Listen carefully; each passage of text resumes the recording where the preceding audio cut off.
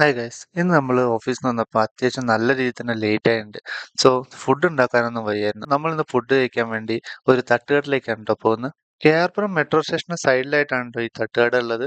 ഇവിടെ പലതരം ദോശ, തട്ട് idli, egg rice, lemon rice, normal rice, curry എല്ലാം നമുക്ക് ഇവിടെ കിട്ടുന്നതാണ്. ആദ്യം എഗ് റൈസ് കഴിക്കാന്നാ ഞാൻ വിചാരിച്ചത്. പക്ഷെ ലേറ്റ് ആയതുകൊണ്ട് എഗ് റൈസ് തീർന്നുപോയി. സോ നമ്മൾ ഇന്ന് കഴിക്കുന്നത് തട്ട് ഇഡ്ഡലിയാണ് ഗൈസ്. നമ്മുടെ നോർമൽ ഇഡ്ഡലിയെക്കാട്ടും കുറച്ചുകൂടെ വലിപ്പമുള്ള ഇഡ്ഡലിയാണ് ട്ടോ ഇത്.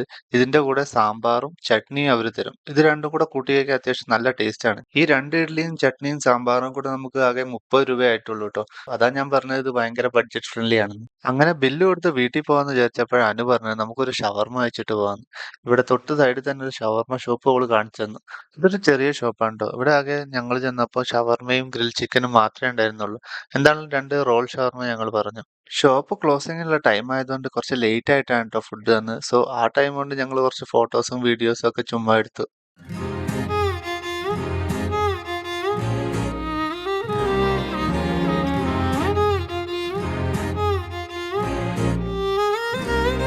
അങ്ങനെ കുറെ നേരത്തെ പോസ്റ്റ് ആവലിന് ശേഷം നമുക്ക് ഷവർമ്മ എന്തായാലും കയ്യിൽ കിട്ടിയിട്ടുണ്ട് ഗൈസ്. റൊമാലി റൊട്ടിയിലാണ് ട്ടോ ഈ ഷവർമ്മ റോൾ ചെയ്ത് തന്നേക്കുന്നത്. എന്താണല്ലോ അത്യാവശ്യം നല്ല ടേസ്റ്റ് ഉള്ള ഒരു ഷവർമ്മ ആയിരുന്നു ട്ടോ.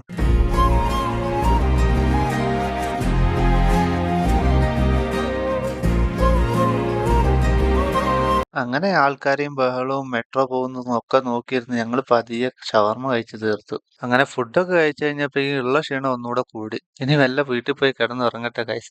അപ്പൊ ഇനി അടുത്ത വീഡിയോ കാണാം. Bye guys.